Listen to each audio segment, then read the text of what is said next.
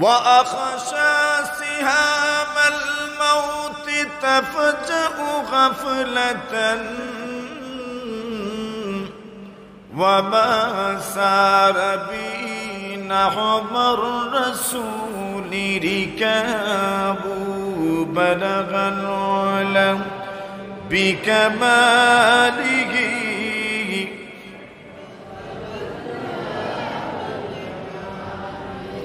حسنت جميع خصاله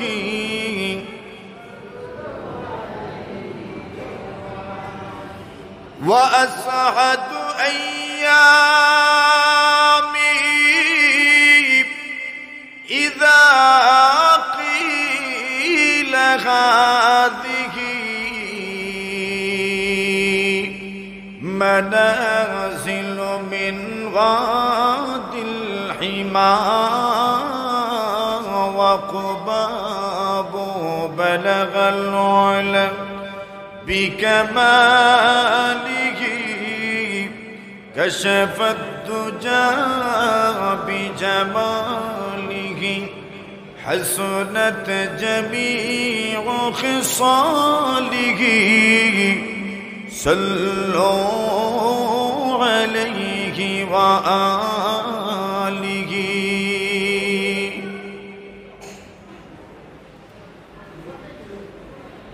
শাহ মুস্তাফা রহমতুল্লাহ আলাইহি জামিয়া ইসলামিয়া চণ্ডীপুর ৫ নং ওয়ার্ড কমলগঞ্জ পৌরসভা মৌলভীবাজারের উদ্যোগে আয়োজিত অধ্যক্ষের ইনামি জলসা ও দোয়া মাহফিলের সম্মানিত সভাপতিহুমুল মালাইকা আল্লাহর ফেরেশতারা চতুর্দিক থেকে বেষ্টন করে রাখেন। আল্লাহর ঘর মসজিদের মধ্যে আল্লাহর রহমতের ফেরেশতাদের বিচরণ সব সময় পাওয়া যায়। শুধু আল্লাহর গুণেই না, আপনার ঘরে আল্লাহর রহমতের ফেরেশতাদের বিচরণ আছে। আপনি যখন রাস্তা দিয়ে যাও আপনার সাথেও আল্লাহর রহমতের ফেরেশতাদের বিচরণ আছে। আল্লাহ নবী বিশ্ব নবীজি বলেন, যেই জায়গাতে আল্লাহর জিকির করা হয়, যেই জায়গাতে কোরআন সুন্নাহের আলোচনা হয়, ওই স্থানের চতুর্দিকে আল্লাহর রহমতের ফেরেশতারা দাঁড়ায় থাকেন। সুবহানাল্লাহ। শুধু চতুর্দিকে দাঁড়ায় থাকেন যেমনটা হয়, আল্লাহর নবীজি সাল্লাল্লাহু আলাইহি ওয়াসাল্লাম বলেন, আল্লাহর ফেরেশতাদের কাজ হলো, আল্লাহর ফেরেশতাদের জিম্মাদারি হলো ইলতামিসুনা মাজালিসাদ যিকর। আল্লাহর ফেরেশতারা আল্লাহর জমিনের মধ্যে আল্লাহর জিকিরের মজলিস তালাশ করেন, আল্লাহর জিকিরের মজলিস তালাশ করেন।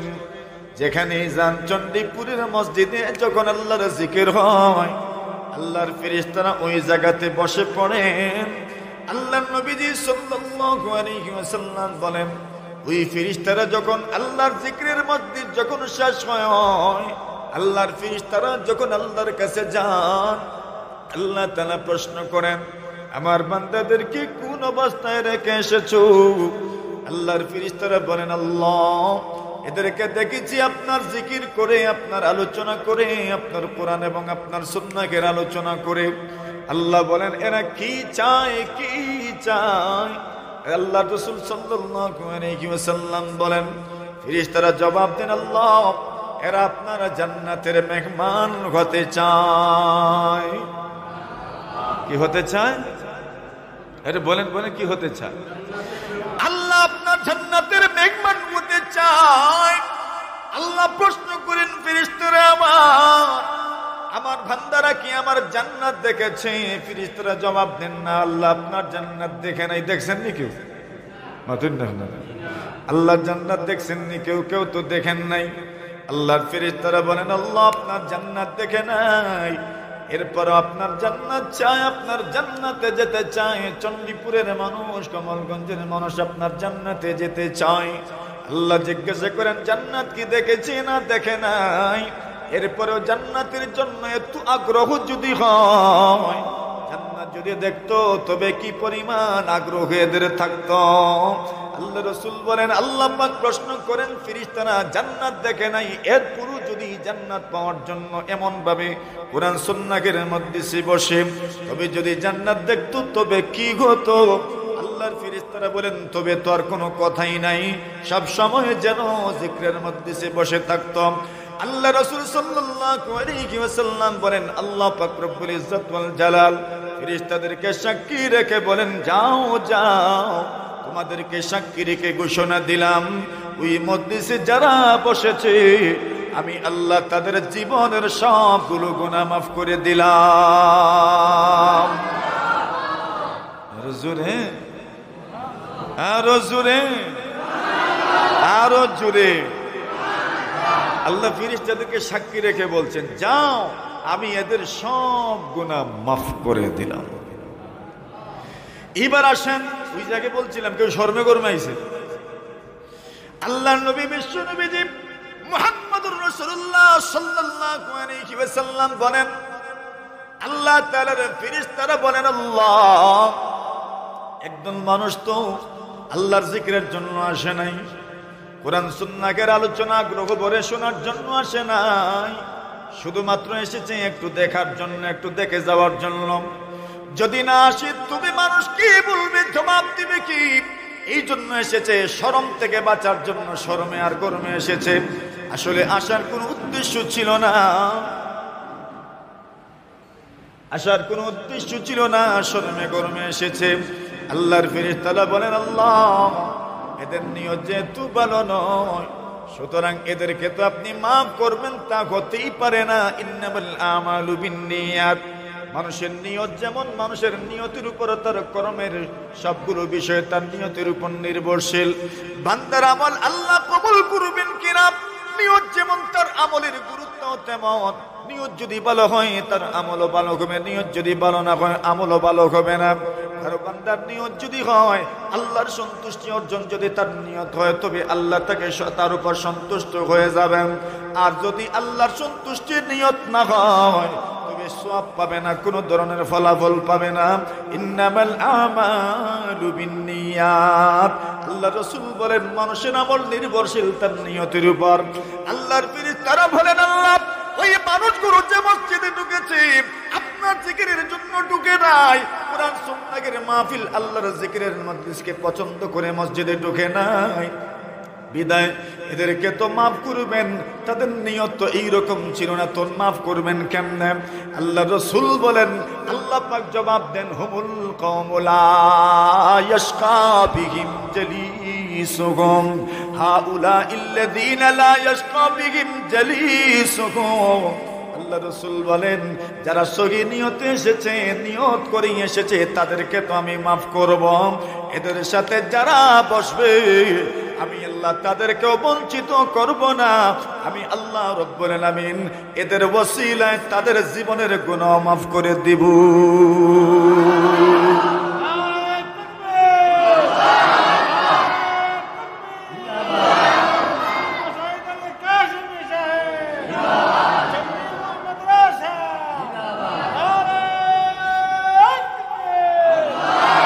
जन्नत दोज़ख से या रब क्या करो आरज़ू है हम तुझे दी क्या करो।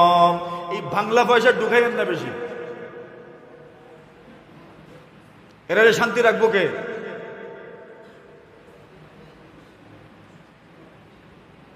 जन्नत दोज़ख से या रब क्या करो आरज़ू है हम तुझे दी क्या करो। আল্লাহর বান্দা বলেন জান্নাত দিবা কি করব, জাহান্নাম দিবা কি করব? আমাদের মনের একমাত্র তামান্না কামনা বাসনা হলো আল্লাহকে দেখা, ঠিক কিনা? মনের তামান্না বাসনা কামনাটাই কি? আল্লাহকেই তো দেখা, আর তো কোনো উদ্দেশ্য না। জান্নাত দিয়েই বা কি, জাহান্নাম দিয়েই বা কি? আল্লাহ যদি রাজি হয়ে যান, খুশি হয়ে যান তো বাস যে কোনো জায়গাতেই আমরা থাকতে পারবো। মাধুন্য আপনারা আল্লাহ যদি রাজি হয়ে যান তো আর কি লাগে? আল্লাহ সন্তুষ্টিই তো সবকিছু। ওই বলছেন হুমুল কওম হাউলা ইল্লাযীনা লা ইয়াশকা বিহিম জালিসুহুম।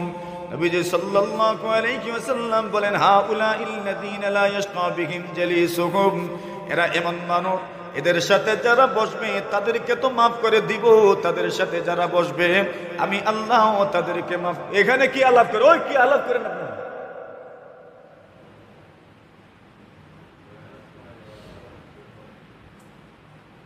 হাউলাইল্লাযীনা লা ইয়াশকা বিহিম জালিসুহুম। আমারটার চাইতে আপনারা আরো গুরুত্বপূর্ণ কথা বলছেন। আরে আল্লাহর ঘর মসজিদ, এমনিতেই তো দুনিয়াবি কথাবার্তা বলা নিষেধ, আর ওইদিকে ওয়াজ চলছে, কোরআন হাদিসের আলোচনা চলছে, আর আপনারা অন্য কথায় ব্যস্ত। এই মজলিসের দাম বুঝুননি সাহাবাগণ আপনারা। এটা কি বলছে একটা অনুষ্ঠান, একটা উৎসব মাতুন না, যদি জিক্রের মজলিস, কোরআনের মজলিস, এর আদব আছে না নাই? আর তো মসজিদ। সুবহানাল্লাহ, রাগ করলেনি আমার মাথে, করলেই বা কি বলে, করলেই বা কি, এটাও তো ওয়াজ মাতুন না, এটা ওয়াজ না, এটা তো। আসেন মূল কথায় চলে যাই।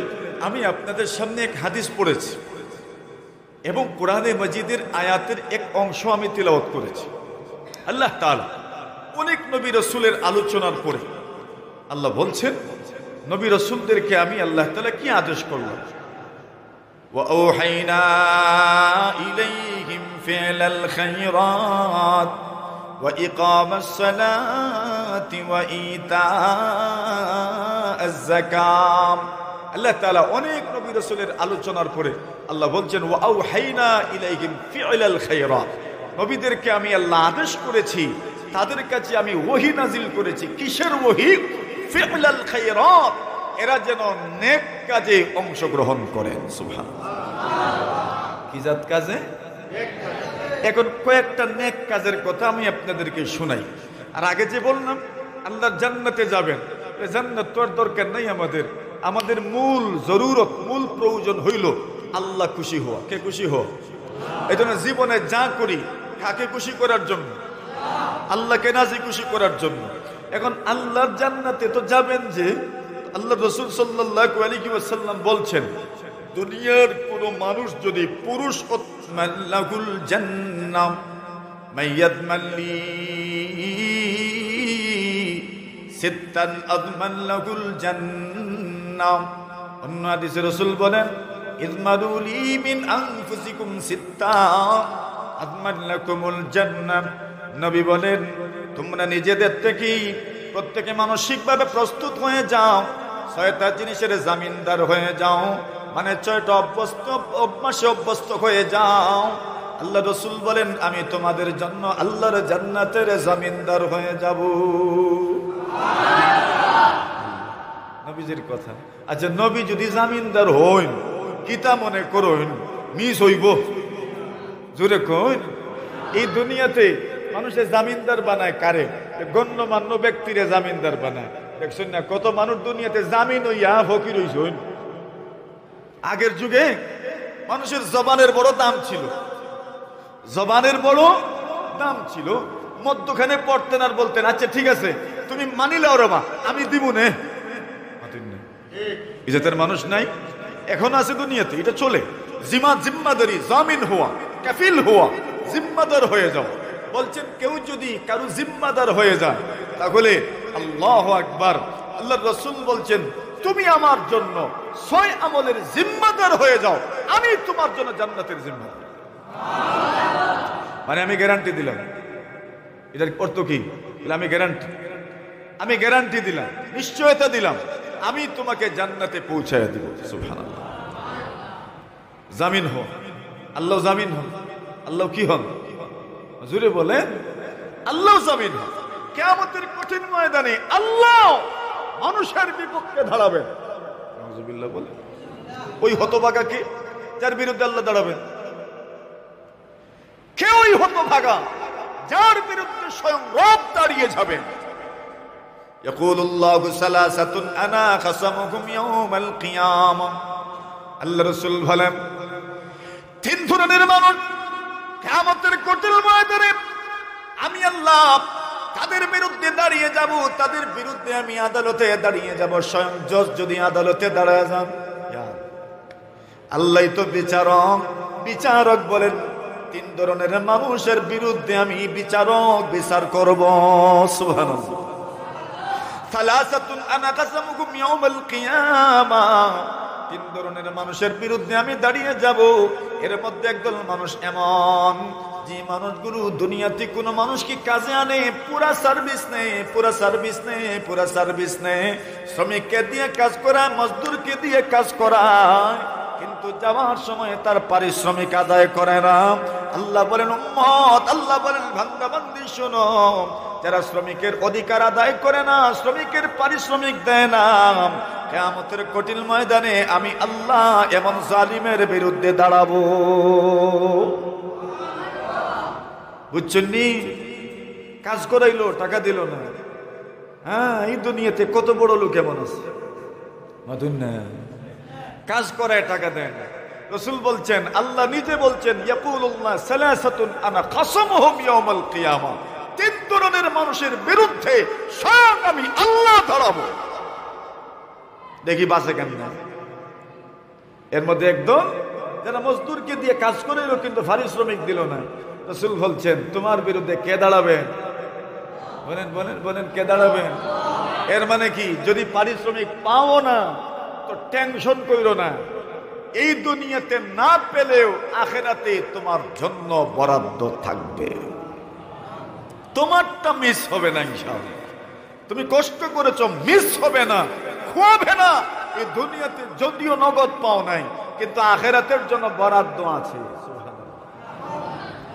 আসেন নবী আলাইহিস সালাতু ওয়াস সালাম বলেন, এই দুনিয়াতে কোনো মানুষ যদি আমার জন্য 6টা জিনিসের জামিনদার হয়ে যায়, আমি নবী তার জন্য আল্লাহর জান্নাতের জামিনদার হয়ে যাব।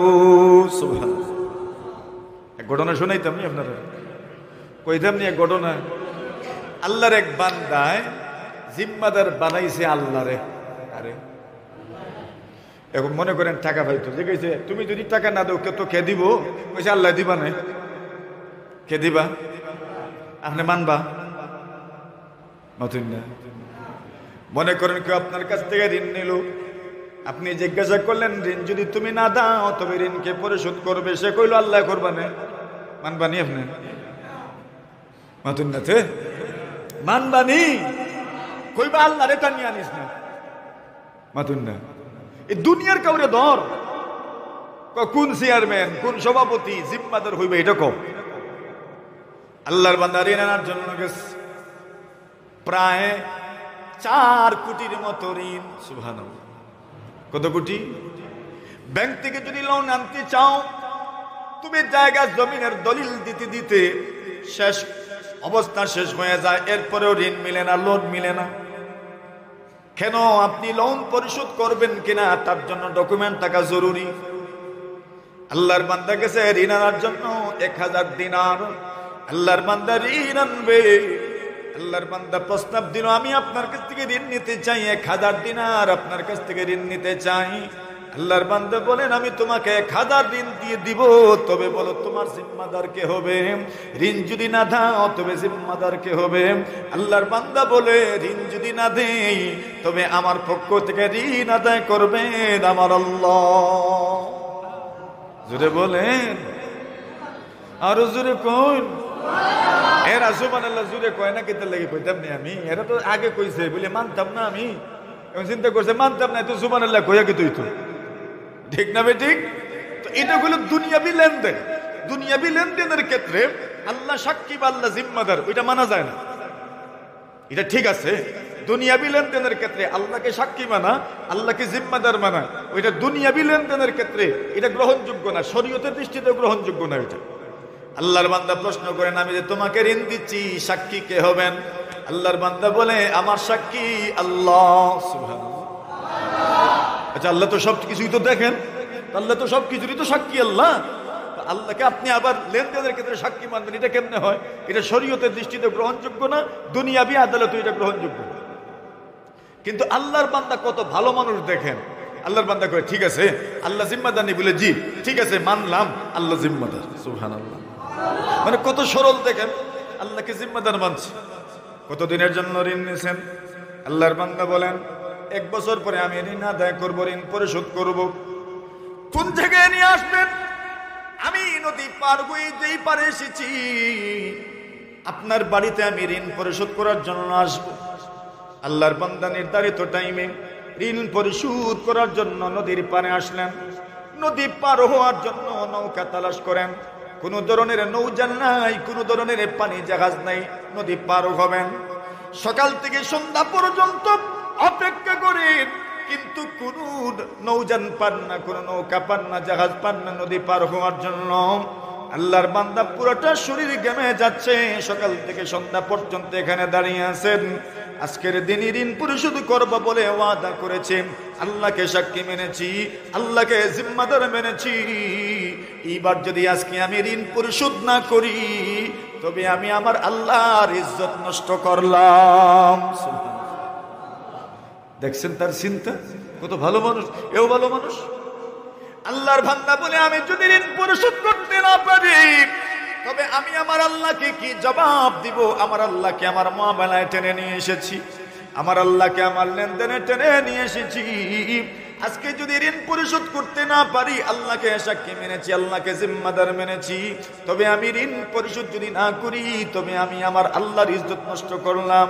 আল্লাহর বান্দা বলে সন্ধ্যা পর্যন্ত অপেক্ষা করলাম, কিন্তু কোনো মানুষ খুঁজে পাইলাম না, নৌকেও খুঁজে পাই নাই। বুখারী শরীফের বর্ণনা, রাসূলুল্লাহ সাল্লাল্লাহু আলাইহি ওয়াসাল্লাম বলেন, আল্লাহর বান্দা তাকা দেখেন হঠাৎ করে নদীর পানি দিয়ে বেশে বেশে একটা কাঠ এসেছে, বড় একটা গাছের টুকরা এসেছে। আল্লাহর বান্দা গাছের টুকরাকে থামাইলো, গাছের টুকরাকে আটকাইলো। এর ভিতরে 1000 দিনারের তলি এবং একটা চিরকুট লিখে দিল, আল্লাহর ওলি গো, আমি হইলাম অমুক, আপনার কাছ থেকে অমুক দিন ঋণ নিয়েছিলাম 1000 দিনার, কিন্তু আমি আদায় করতে পারি নাই। আজকে আদায় করার তারিখ ছিল, এই জন্য আমি আদায় পরিশোধ করার জন্য এসেছিলাম, আপনার কাছে যাব। কিন্তু নদী পারাপারের জন্য কোনো নৌকা আমি পাই নাই, কোনো জাহাজ পাই নাই, কোনো ব্যবস্থা ছিল না। সকাল থেকে সন্ধ্যা পর্যন্ত অপেক্ষা করেছি, কিন্তু আল্লাহকে যে জামিনদার মেনেছি, যদি আজকে আদায় করতে না পারি তবে আমার আল্লাহকে টেনে এনেছি, আমি কিয়ামতের কঠিন ময়দানে কি জবাব দিব?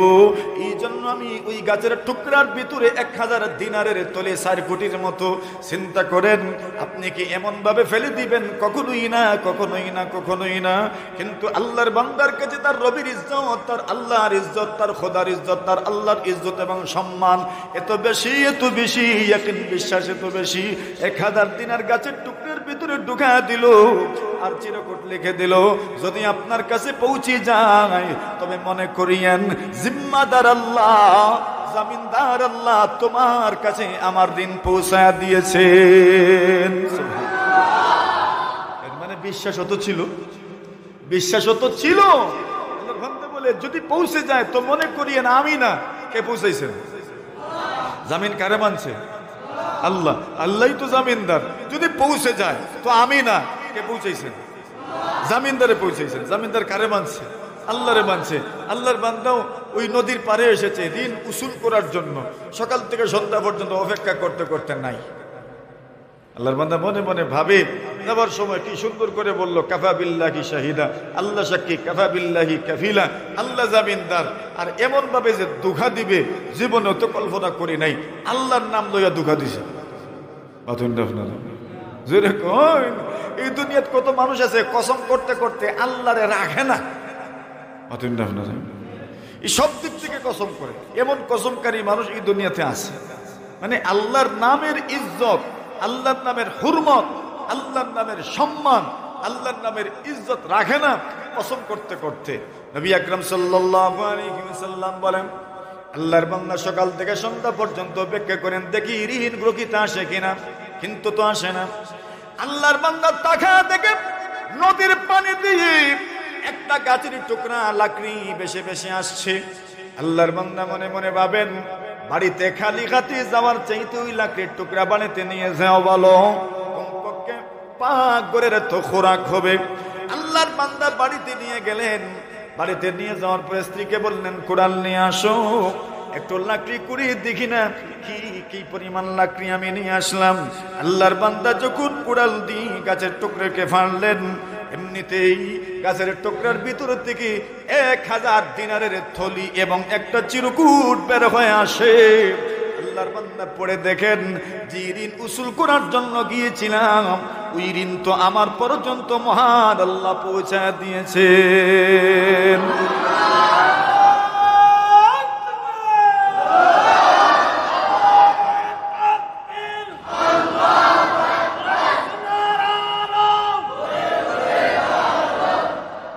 কি বুঝলেন? জিম্মাদার আল্লাহ। রাসূল বলছেন, মাইয়াজমান লি মা বাইনা লাহিয়াই ওয়া মা বাইনা রিজলাই ওয়া মা বাইনা রিজলাই ওয়া মা বাইনা ফাখিদাই আযমান লাহুল জান্নাহ। আল্লাহর নবী বলেন, দুনিয়ার কোন মানুষ যদি তার জিহ্বার জিম্মাদারি নিয়ে নেয়, আল্লাহ রাসূল বলেন, দুনিয়ার কোন মানুষ যদি তার লজ্জাস্থানের জিম্মাদারি নিয়ে নেয়, দুনিয়ার কোন মানুষ যদি তার জবানকে নিয়ন্ত্রণ করে নিতে পারে, দুনিয়ার কোন মানুষ যদি তার লজ্জাস্থানের নিয়ন্ত্রণ করতে পারে, হারাম তরিকায় তার যৌন কামনা পূর্ণ করে না, হারাম কোনো কথা বলে না, আল্লাহর নবীজি বলেন, যেই ব্যক্তি তার মুখের মধ্যখানের জিহ্বাটার জিম্মাদারি নিয়ে নিবে, যেই ব্যক্তি জিহ্বার নিয়ন্ত্রণ করবে, যেই ব্যক্তি লজ্জাস্থানের নিয়ন্ত্রণ করবে, আল্লাহর হাবিব বলেন, অমুক মানুষের জন্য আমি নবীজি জান্নাতের জিম্মাদার হয়ে যাব। বুঝছেন? জবানের নিয়ন্ত্রণ যদি নিয়ে নিতে পারে। রাসূল আকরাম সাল্লাল্লাহু আলাইহি ওয়াসাল্লাম বলেন, আলা আদুল্লুকা আলা মিলাকি যালিকা কুল্লিহি। আল্লাহ রাসূল বলেন, এই সব কিছুর নিয়ন্ত্রক শক্তি সম্পর্কে কি বলবো? সাহাবায়ে কেরাম বলেন, কেন নয়, অবশ্যই জিহ্বাকে নিয়ন্ত্রণ করো। জবান এমন এক জিনিসের নাম, জিরমুহু সাবীরুন ওয়া জুরমুহু কবীর। আল্লাহর বান্দা বলেন, জবান এমন এক জিনিসের নাম, যে জিনিসটা সাইজে ছোট কিন্তু তার অপরাধগুলো অনেক অনেক বড়। ঠিক না? জবানের সাইজ তো বসে এতটুকুই, আমার কি, কিন্তু তার অপরাধগুলো কত বড়। বলে অপরাধ এত বড় বড় অপরাধ, একজন মানুষ ধ্বংস হয়ে যাওয়ার জন্য বাস তার জবান ওই যথেষ্ট। নবী আকরাম সাল্লাল্লাহু আলাইহি ওয়াসাল্লাম বলেন, এই জন্য বলেন, উম্মত ইযমালু লি মিন আনফুসিকুম সিত্তা, তোমরা 6 জিনিসের জামিনদার হয়ে যাও, আমি নবীজি তোমাদের জন্য জান্নাতের জামিনদার হয়ে যাব। চণ্ডীপুরে কেউ কি আসো 6টা জিনিসের জামিনদার হবেন, নবী আপনার জন্য জান্নাতের জামিনদার হবেন, আসেননি এমন কেউ? বুঝেন নাই? বুঝেন নাই? তুলেন, হাত তুলেন দেখি, কি বুঝিয়ে হাত তুলছেন? 6 জিনিসের জামিনদার হবেন, 6টা জিনিস আপনি গুরুত্বের সাথে করবেন, 6টা জিনিসের ব্যাপারে আপনি সর্বোচ্চ সতর্ক থাকবেন। আল্লাহ নবী বলছেন, আপনি যদি 6টা জিনিসের ব্যাপারে সতর্ক থাকার জিম্মাদারি নেন, আমি নবী তোমার জন্য জান্নাতের জামিনদার হয়ে যাব। সুবহানাল্লাহ। পারবেন নি? পারবেন নি? আরে হিম্মত তো আগে করেন, পারবেন নি? তোলেন হাত দেখি, 2 হাত তুলেন। ইযমানু লি মিন আনফুসিকুম সিত্তা আযমান লাকুমুল জান্নাহ।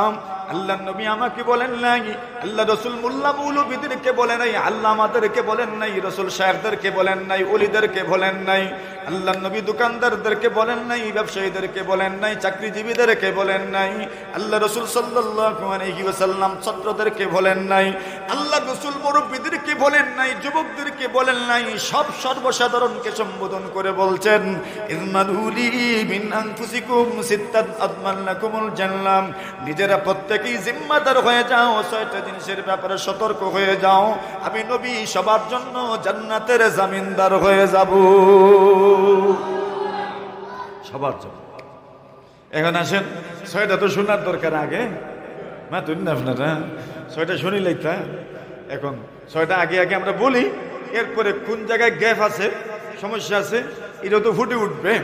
আল্লাহ রাসূল বলেন, উসদুকু ইদা হাদাসতুম। আল্লাহ নবী বলেন, যেই 6 জিনিসের জামিনদার হয়ে গেলে আমি নবীজি তোমাদের জন্য জান্নাতের জামিনদার হব। এই 6 জিনিসের প্রথম নম্বর হলো, তোমরা যখন কথা বলবে তোমরা সত্য কথা বলবা। 1 নম্বর কি? ফাঁস না ফেল আমরা মাতুন না যে আরে ফেল তো আগে ছিলাম, এখন তো ফাঁস করে। কমিটমেন্ট করো 6টা জিনিসের ব্যাপারে আমার সঙ্গে কমিটেড হয়ে যাও, আমার সঙ্গে প্রতিজ্ঞাবদ্ধ হয়ে যাও। আল্লাহ রাসূল বলেন আমি তোমার জন্য জান্নাতের জামিনদার হয়ে যাব, তোমাকে জান্নাতের কমিটমেন্ট দিব।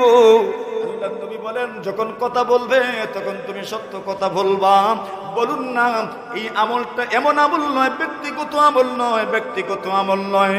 সমাজের মানুষ যদি সত্যবাদী হয়ে যায় গোটা সমাজ ব্যবস্থাই সুন্দর হয়ে যাবে, ঠিক কিনা?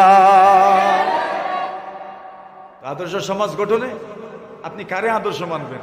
মুহাম্মদুর রাসূল সাল্লাল্লাহু আলাইহি ওয়াসাল্লাম সত্যবাদিতার উপর এত জোর দিয়েছে, এত জোরালো ভাবে বলছেন সত্যবাদিতার জিম্মাদার হয়ে যাও, জান্নাতের জিম্মাদার আমি হয়ে যাব। বলেন আর কি লাগে? এই সমাজে যত উশৃঙ্খলা, যত বিশৃঙ্খলা, যত দুর্নীতি, সব দুর্নীতির পিছনে মিথ্যা সবচাইতে বড় ভূমিকা রাখছে, ঠিক নেই? এই সমাজে যত নেতা তত বড় মিথ্যুক, যত বড় নেতা তত বড় বেঈমান। এটাই তো সমাজ। বুলকিস দেখি পারলে আমার প্রত্যাখ্যান করেন, দেখি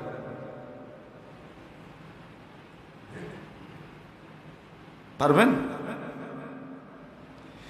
এই সমাজে মঞ্চে মঞ্চে জায়গায় জায়গায় বিভিন্ন মঞ্চে মিথ্যা বলার মতো নেতার অভাব নাই, না কলমের মাধ্যমে জালিয়াতি, এটাও তো মিছা। এমন কোন সেক্টর নাই যেখানে দুর্নীতি নাই। কারণ কি? যারে নেতা মানতাম এ নিজেও তো মৃত্যু। আল্লাহর হাবিব বলেন উসদুকু ইযা হাদাসতুম, যখন কথা বলবে সত্য বলবা। আল্লাহর নবীজি বলেন কথা বলার সময় যদি সত্য বলতে পারো আমি নবীজি তোমার জন্য জান্নাতের জামিনদার হয়ে যাব। সুবহানাল্লাহ। কথাটা বুঝাইতাম পারছি নি আমি? এখন দেখেন আমি যে আগের কথাগুলো বললাম ওই কথার দলিল শুনুন। নবী আকরাম সাল্লাল্লাহু আলাইহি ওয়াসাল্লাম বলেন আলাইকুম বিস-সিদক ফাইন্নাস সিদকা ইয়াহদি ইলাল বির ওয়া ইন্নাল বিররা ইয়াহদি ইলাল জান্নাহ। নবীজি সাল্লাল্লাহু আলাইহি ওয়াসাল্লাম বলেন এর উম্মত আমার আলাইকুম বিস-সিদকি, সত্যতার গুণে গুণান্বিত হয়ে যাও, সত্যবাদিতার গুণে গুণান্বিত হয়ে যাও, সত্যবাদী হয়ে যাও। নবীজি সাল্লাল্লাহু আলাইহি ওয়াসাল্লাম বলেন সত্যবাদী হয়ে যাও, সততার গুণে গুণান্বিত হয়ে যাও, সত্যবাদী হয়ে যাও। নবীজি সাল্লাল্লাহু আলাইহি ওয়াসাল্লাম বলেন ফাইন্নাস সিদকা ইয়াহদি ইলাল বির। আল্লাহর নবী বলেন সততা মানুষকে জান্নাতের দিকে নিয়ে যায়, সততা মানুষকে নেককারির দিকে নিয়ে যায়, সততা মানুষকে পুণ্যের দিকে নিয়ে যায়, সততা মানুষকে নেকির দিকে নিয়ে যায়। ওয়া ইন্নাল বিররা ইয়াহদি ইলাল জান্নাহ, আর নেকি মানুষকে জান্নাতের দিকে নিয়ে যায়। এরপরে আল্লাহর হাবিব বলেন উম্মত ওমা ইয়াসালুল আবদু ইয়াসদুকু ওয়া ইয়াতাহাররাস সিদক হাত্তা ইউকতাবা ইনদাল্লাহি সিদ্দিকাম। আল্লাহ রাসূল বলেন এই দুনিয়ার কিছু মানুষ এমন আছে, কিছু পুরুষ এমন আছে, কিছু মহিলা এমন আছে এই মহিলারা সত্য কথা বলে। ওমা ইয়াজারুল আবদু ইয়াসদুকু, আল্লাহর কোন বান্দা বান্দি দুনিয়ার জমিনে এমন আছে যেই বান্দা বান্দি সত্য কথা বলে, শুধু সত্য বলে না এমন নয়, এই সত্য বলে যে এমন নয়, ওয়া ইয়াতাহাররাস সিদক, এবং সত্য বলার জন্য সব সময় চেষ্টা করে, সত্য বলার জন্য সব সময় চেষ্টা করে। এমন মানুষও সমাজে আছে না নাই? সত্য কথা বলেন আবার সত্য কথা বলার জন্য চেষ্টা করে, সত্য কথা বলার জন্য চেষ্টা করে। একটা কথা সত্য বলতে চায় আবার তার লস না হোক এই কথাও চায়, একটু ঘুরায় ঘুরায় বলে, একটু ঘুরায় ঘুরায় বলে। এর মানে হইল সে সর্বোচ্চ চেষ্টা করছে মিথ্যা যেন না হয়, সর্বোচ্চ চেষ্টা করছে মিথ্যা যেন না হয়। একটু ঘুরিয়ে ঘুরিয়ে বলে কিন্তু চেষ্টা করে মিথ্যা যেন না হয়, সরাসরি মিথ্যা যেন না হয়। আল্লাহর হাবিব বলেন একজন মানুষ সর্বদা সত্য কথা বলে এবং সত্য কথার জন্য চেষ্টা করে, তার জন্য কি পুরস্কার? আল্লাহ রাসূল বলেন হাত্তা ইউকতাবা ইনদাল্লাহি সিদ্দিকাম। আল্লাহ রাসূল বলেন ওই লোকটার সত্যবাদিতার উপহার হইল, সত্যতার উপহার হলো হাত্তা ইউক্তাবা ইনদাল্লাহি সিদ্দিকাম। আল্লাহ রাসূল বলেন ওই লোকটার দুনিয়ার সততা, দুনিয়ার সত্যবাদিতা এবং সত্য কথা বলতে চাওয়ার, সত্য কথা বলার জন্য চেষ্টা করার উপহার হইল আল্লাহ রেজিস্টারের মধ্যে, দফতরের মধ্যে তার নামের শেষে সত্যবাদী উপাধি লিখে দেওয়া হয়। সুবহানাল্লাহ। যে ব্যক্তি দুনিয়াতে সত্য কথা বলে, সততার উপরে থাকেন, সত্য কথা বলার জন্য চেষ্টা করে, আল্লাহ রাসূল বলছেন তার উপহার হইল, তার পুরস্কারটা হইল আল্লাহ তাআলার দফতরে, রেজিস্টারে তার নামের শেষে সত্যবাদী শব্দ যোগ করে দেওয়া হয়। সুবহানাল্লাহ। নবী আকরাম সাল্লাল্লাহু আলাইহি ওয়াসাল্লাম বলেন ওয়া ইয়াকুম ওয়াল কিয। আল্লাহ রাসূল সাল্লাল্লাহু আলাইহি ওয়াসাল্লাম বলেন এরে উম্মত শুনো, তুমি মিথ্যা থেকে দূরে থাকো, মিথ্যা থেকে দূরে থাকো, মিথ্যা থেকে দূরে থাকো। ফাইন্নাল কিযবা ইয়াহদি ইলাল ফুজুর। আল্লাহর নবী বলেন মিথ্যা তোমাকে পাপের দিকে নিয়ে যাবে, ওয়া ইন্নাল ফুজুরা ইয়াহদি ইলান নার, আর পাপ তোমাকে জাহান্নামের দিকে নিয়ে যাবে। ওয়া মা ইয়াজালুল আবদু ইয়াকযিব ওয়া ইয়াতাহাররাল কিয। আল্লাহর রাসূল বলেন দুনিয়ার কোন মানুষ, দুনিয়ার কোন বান্দাবান্দি, দুনিয়ার কোন পুরুষ নারী এমন আছেন যে পুরুষ নারী মিথ্যা কথা বলে, সর্বদা মিথ্যা বলে। শুধু মিথ্যা বলে যে এমন নয়, বরং মিথ্যা বলার জন্য ট্রাই করে, সর্বদা চেষ্টায় থাকে কিভাবে মিথ্যা বলা যায়, কিভাবে মিথ্যা বানায় বানায় বলা যায়, এর জন্য চেষ্টায় থাকে। আল্লাহ রাসূল বলেন তার জন্য কি শাস্তি, কি শাস্তি, কি শাস্তি। আল্লাহর হাবিব বলেন হাত্তা ইউক্তাবা ইনদাল্লাহি কাযযাবা। আল্লাহর নবী বলেন আল্লাহর দফতরে, আল্লাহর রেজিস্টারে তার নামের শেষে মিথ্যাবাদী শব্দ যোগ করে দেওয়া হয়। নাউজুবিল্লাহ। এর মানে আপনি আসমানে মিথ্যাবাদী নামে পরিচিত, আপনি ওইখানে মিথ্যাবাদী নামে পরিচিত। বলেন এর চাইতে বড় শাস্তি আর কি বা হতে পারে, এর চাইতে বড় অপমান আর কি বা হইতে পারে, এর চাইতে বড় ইনসাল্ট আপনার জন্য আর কি বা হইতে পারে যে আল্লাহর দপ্তরে, আল্লাহর রেজিস্টারে আপনার নামের শেষে মিথ্যাবাদী শব্দ যোগ করে দেওয়া হয়েছে। এটা কত বড় অপমান, কথা বলেন ঠিক না বেঠিক? আচ্ছা চলেন আমরা আরেকটু সামনে চলি। নবী আকরাম সাল্লাল্লাহু আলাইহি ওয়াসাল্লাম বলেন দামা ইউরিবুকা ইলা মা লা ইউরিবু। নবীজি সাল্লাল্লাহু আলাইহি ওয়াসাল্লাম বলেন যখনই তুমি কোনো কথা বলবা তখন তুমি সত্য কথা বলবা, এমনকি তুমি যেই কথা বলবে ওই কথার মধ্যে যদি সন্দেহ থাকে ওই কথাটাও তুমি ভুলিও না, ওই কথাটাও তুমি ভুলিও না। কেন সন্দেহ সবচেয়ে বড় মিথ্যার নাম হইল সন্দেহ। নবীজি সাল্লাল্লাহু আলাইহি ওয়াসাল্লাম বলেন ইয়াকুম ওয়াল ওয়াজান। আল্লাহর হাবিব সাল্লাল্লাহু আলাইহি ওয়াসাল্লাম বলেন এর উম্মত শুনো, অযথা অনর্থক মিথ্যা ধারণা করিও না, খারাপ ধারণা করিও না। খারাপ ধারণার মানুষ এই দুনিয়াতে আছে না নাই? হ্যাঁ, খারাপ ধারণা করে, খারাপ ধারণা করে ভাই ভাইয়ের ব্যাপারে ধারণা, বোন ভাইয়ের ব্যাপারে ধারণা, স্বামী স্ত্রীর ব্যাপারে ধারণা, স্ত্রী স্বামীর ব্যাপারে ভদ ধারণা। এবং ভদ ধারণা করার মতো মানুষের তো অভাব এই সমাজে নাই। কেউ চুরি করে নাই কিন্তু অনেক ধারণা করে বসেছে সে মনে হয় চুরি করেছেন। কেউ আপনার এমন পাপ করে নাই, অন্য হয়তো কেউ ধারণা করে বসেছে মনে হয় সে এমন করেছে, এর মানে ভদ ধারণা। নবী আকরাম সাল্লাল্লাহু আলাইহি ওয়াসাল্লাম বলেন ইয়াকুম ওয়াজান। আল্লাহর হাবিব সাল্লাল্লাহু আলাইহি ওয়াসাল্লাম বলেন অযথা ধারণা থেকে বেঁচে থাকো, কুধারণা থেকে বেঁচে থাকো। আল্লাহর হাবিব বলেন কেন কুধারণা থেকে বেঁচে থাকবা?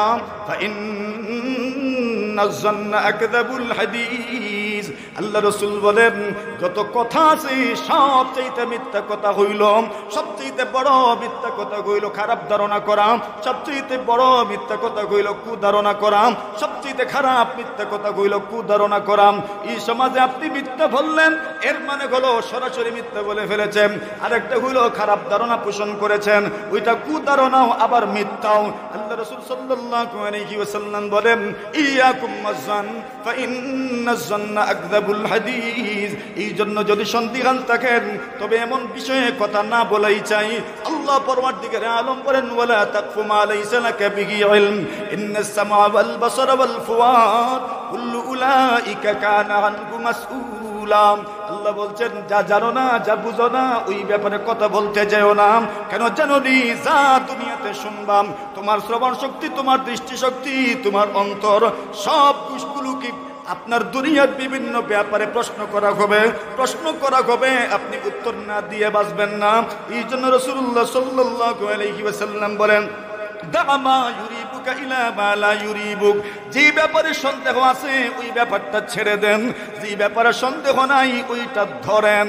কেন রাসূল বলেন ফা ইন্না সিদকা তামানিনাতুন ওয়াল কিযবা রিবাতুন, আল্লাহ রাসূল বলেন কেউ যদি সত্য কথা বলে অন্তরে প্রশান্তি আসে, আর মিথ্যা বললেই কিন্তু মনে কষ্ট হয়, ঠিক কিনা? তবে হবে তো অন্তর যদি সাফ থাকে। আলহামদুলিল্লাহ, আমাদের রত্ন, আমাদের প্রিয়জন, আমাদের শ্রদ্ধাভাজন নোমানী সাহেব হুজুর দাওয়াত বারাকাত হোম আঞ্জুমান সম্পাদক এসেছেন, শুকরিয়া জুরে সুরে আদায় করেন আলহামদুলিল্লাহ বলেন। নারায়ে তাকবীর, দ্বীন ইসলাম।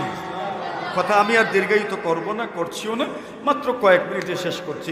আল্লাহ রাসূল বলছেন ওয়াউফু ইযা ওয়া'আদতুম, যখন তোমরা কোনো ওয়াদা করবে তখন পূর্ণ করো। কি করো?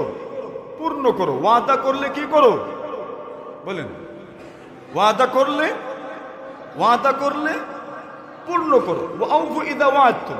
এরপরে 3 নম্বরে বলছেন ওয়া'আদ্দু ইযা তুমিনতুম, যখন আমানত রাখা হবে ঠিক যথাযথভাবে যথাযথ কর্তৃপক্ষের হাতে হস্তান্তর করো, ঠিক যথাযথভাবে ওইটার সংরক্ষণ করো। এরপরে বলছেন ওয়াহফাজু ফুরুজাকুম, লজ্জাস্থানের হেফাজত করো। বলছেন গুদ্দু আবসারাকুম, দৃষ্টি নত করো, দৃষ্টি নিচের দিকে রাখো।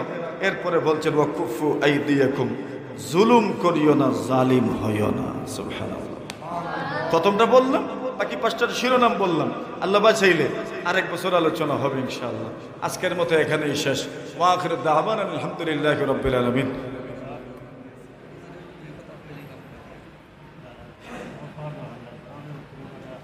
আচ্ছা, চণ্ডীপুর মাদ্রাসা, শাহ মুস্তাফা রহমতুল্লাহ আলাইহি মাদ্রাসা, এক বুজুর্গের নামে, খুশি নি আপনারা? খুশি না মনে হয়? খুশি নিও।